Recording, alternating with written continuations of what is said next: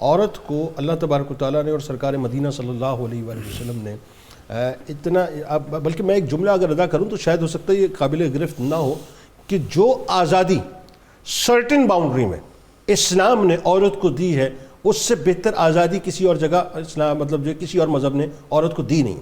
اچھا، اب بات یہ ہے کہ عورتوں کے حقوق کے نام پر مثال کے طور پہ آج کے دور میں اگر آپ فنڈڈ این جی اوز کی بات کریں، جو پاکستان میں آپ کو پتہ ہے کہ ایک 5th جنریشن وار فیئر کا باقاعدہ ہرکارہ بنی ہوئی ہیں، جو بہت کچھ مطلب ظاہر کرنا چاہتی ہے، پھر ہر سال ہمارے آپ کو پتہ ہے کہ 8 مارچ کے نام پہ جو تماشے کیے جاتے ہیں عورتوں کے عالمی دن کے موقع پہ ان کے حقوق کے نام پر، پھر جو شتر بے مہاری یعنی آزادی کے نام پر وہ جو نعروں میں نظر آتی ہے، اسلام کا تمسخر بنایا جاتا ہے، آپ کے ریچولز کا تمسخر بنایا جاتا ہے، معاذ اللہ یہاں تک کہا گیا کہ نکاح کی کوئی اہمیت نہیں، کوئی حیثیت نہیں، قرآن کی آیات کو جو مس انٹرپریٹ کیا گیا۔ کیا ایجنڈا ہے؟ کیا سمجھ رہے ہیں کہ ہو کیا رہا ہے؟ اور دیکھیں آپ یہ دیکھیے 8 مارچ آنے سے 20 دن پہلے جو ہے یہ ایک ڈیبیٹ ٹریگر کر دی گئی ہے جو سوشل میڈیا اور مین اسٹریم میڈیا میں آپ کو نظر آ رہی ہے۔ اصل میں جنید صاحب بات یہ ہے کہ میں اس حوالے سے 3 بنیادی باتیں عرض کرنا چاہوں گا کہ جو کسی بھی تحریک کو اگر آپ نے جاننا ہو تو اس کے سلوگنز اور اس کے نعروں سے ہی اس کو جانا جا سکتا ہے۔ بالکل ٹھیک۔ جو یہ این جی اوز ہیں یا جو باہر سے ایک مداخلت پاکستان میں جاری ہے اس کا سب سے بڑا سبب یہی ہے کہ ملک پاکستان کے اندر جو ایک اسلامی قانون ہے اور اسلامائزیشن کا جو عمل شروع سے جاری ہے اسے کبھی بھی جاری رہنے نہیں دیا گیا، بلکہ اس کی راہ میں روڑے اٹکائے گئے، اور حتیٰ کہ قائد اعظم محمد علی جناح کو سیکولر ثابت کرنے کی کوشش کی گئی، اور آج تک اسی پہ زور دیا جاتا ہے کہ کوئی آدمی اسلام کا نام نہ لے۔ اب دیکھ لیں یہ جو نعرہ ان کو دیا جا رہا ہے مائی باڈی مائی چوائس اور اس طرح کے جو آپ نے ابھی ذکر کیا، میں یہ کہنا چاہوں گا میں ذکر بھی نہیں کر سکتا صاحب، جی کیونکہ میری مائیں بہنیں بیٹیاں جو میں نہیں سمجھتا کہ میں مطلب ان کو سناؤں والا۔ جی اب آپ یہ دیکھیے کہ یہ جو سلوگنز ہیں اور یہ جو نعرے ہیں اس میں تو یہ صرف اسلام کے خلاف نہیں ہے، یہ عقل سلیم، یہ انسانی شعور اور ایک انسانی فہم اور فکر کے بھی خلاف ہیں۔ اور بھائی کہاں انسان کی مرضی چل سکتی ہے؟ ہم نے جب پیدا ہونا ہے اور اپنے ماں باپ کا اختیار کرنا ہے، کیا اس میں ہمیں چوائس دی گئی ہے؟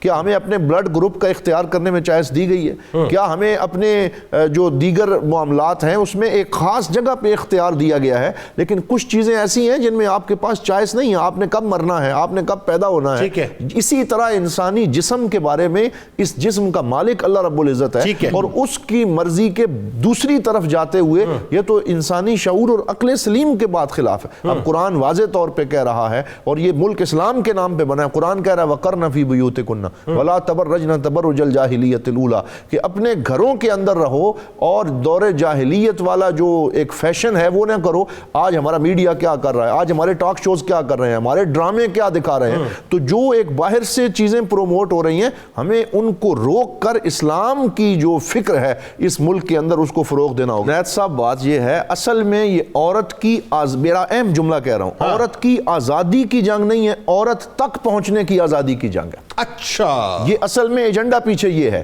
کہ وہ جو ایک ہے نا کہ بالکل اس کو ایک بازار حسن کی طرح پورے ملک کو بنا دیا جائے، بالکل کر دیا جائے، جو جہاں تک رسائی حاصل کرنا چاہے باؤنڈریز کو اٹھا دیا جائے، ختم کر دیا جائے۔ اگر